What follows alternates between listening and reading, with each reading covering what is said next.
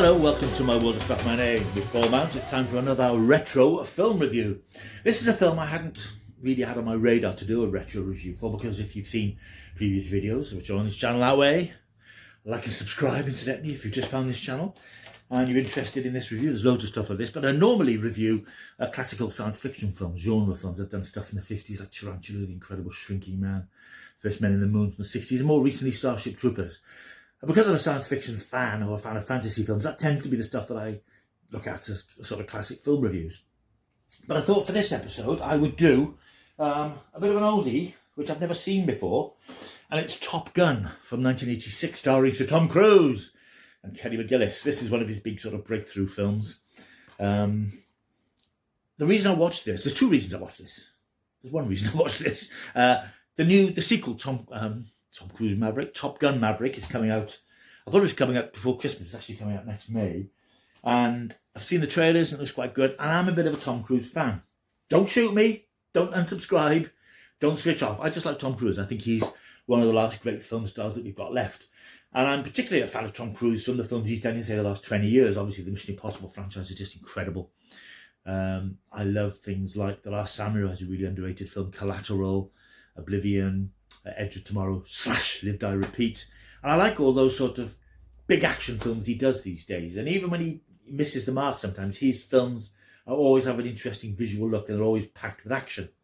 But what people I think forget is that Tom Cruise is actually a good actor. And we don't see that quite so much these days because it's all about the action. We focus on him with doing his crazy stunts, his jumping off spaceships and hurtling through the air and breaking his legs and so on.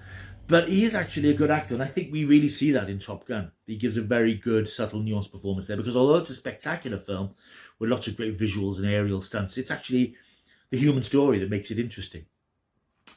I was sort of wary of this film in a way, because I'm not a big fan of films about jet fighters and fighter pilots, as I'm not a big fan of underwater films, submarine films and submarine TV shows. They sort of leave me a bit cold. You know, people in a tube moving slowly through the water. Yawn.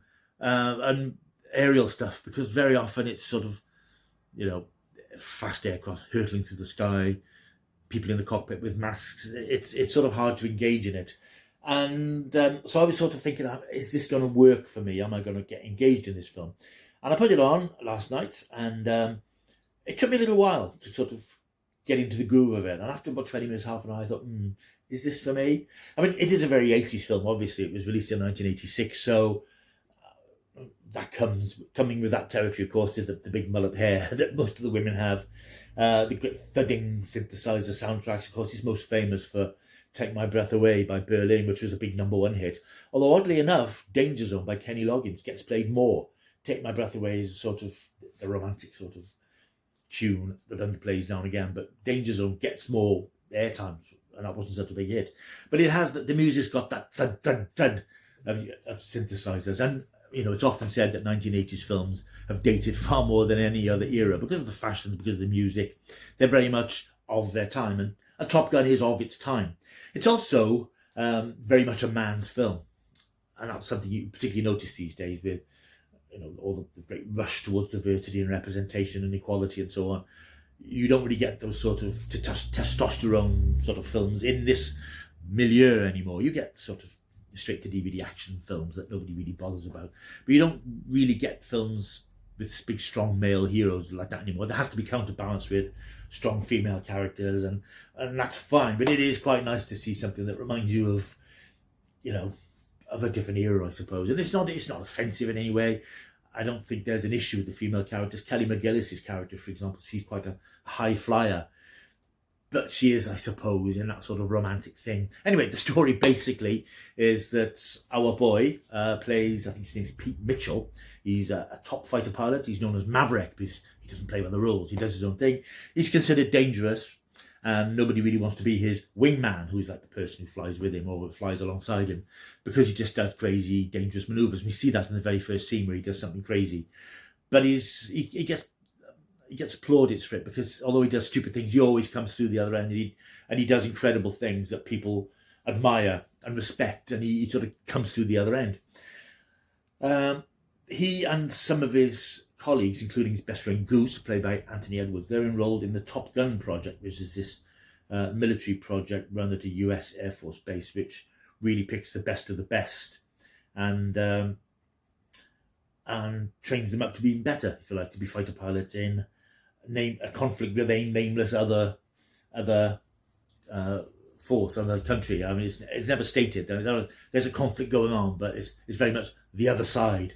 It's never mentioned if it's Russians or terrorists or anything. It's just people in fighter jets. On the night before he and his chums join this Top Gun group, they go clubbing and they have a few drinks, and he romances this very attractive young woman played by Kelly McGillis, and he's slightly embarrassed to discover the next day she's actually a top astrophysicist and a trainer who's sort of passing on her knowledge of fighting strategy and air strategy to these rookies. So he's a little bit embarrassed because he's made a bit of a fool of himself with her. But there is a mutual attraction as the film wears on. They become attracted to each other. They become an item. He has to face some hostility from Val Kilmer's Iceman. They've all got these sort of almost like superhero names. He's more moderate. He's more sensible, and he regards Maverick as a maverick. And he thinks he's dangerous and risky, and he shouldn't be out there. As the story progresses, the romance element deepens as our boy becomes more involved with Kelly McGillis' character, who I think his name is Catherine Blackwood, I think it is. If it's wrong, I'll put it down below. There's a tragedy then at one point, and Maverick is so devastated by this tragedy that he decides he's going to give everything up. He's not going to continue being a fighter pilot, but he's sort of persuaded to give it another go, which ends up with him and his chums being scrambled to go to the assistance of a ship that's in distress in foreign waters. Again, you get this nameless the other side thing. And again, he does crazy things, ridiculous things, but he saves the life of most of his group, including Iceman. So there's a sort of a grudging respect there. Iceman says, at the end, "You're dangerous, but I wouldn't imagine anybody else on my side." So it's quite a linear, straightforward story of this Maverick who won't play by the rules, doesn't play by the rules, and then gets the respect of the people around him and gets the girl, because obviously it's no surprise he gets the girl at the end. So it's quite a straightforward love story, but I suppose the USP of it is the fact that it's balanced by these hugely spectacular aerial scenes and aerial dogfights. And of course, this is all pre-CGI. So this is real aircraft going through these real manoeuvres. And of course, our boy Tom is up there. It's probably where he got his thirst for crazy stunts and things from. And getting into these sort of scrapes, if you like. I enjoyed it. I did enjoy it in the end. I mean, once you get beyond the fact that it's Tom Cruise looks about 12, people always say, oh, Tom Cruise hasn't aged. I think if you see him now, you can see he's still got that boyish look about him, bearing in mind he's pushing 60. He's obviously retained a certain youthfulness, but God, he looks young in this. He really looks young. You can see the difference. But it's very entertaining. I did enjoy it. And I watched it because I thought, because I like Tom Cruise now, I will go and see I keep thinking Tom Cruise Maverick. I will go and see Top Gun Maverick. And now I think it'll be interesting to see what's happened to the character in the intervening years. You've probably seen from the trailer, he's sort of called back into action or something. So I'll be interested to see what happens and how it picks up the story years later.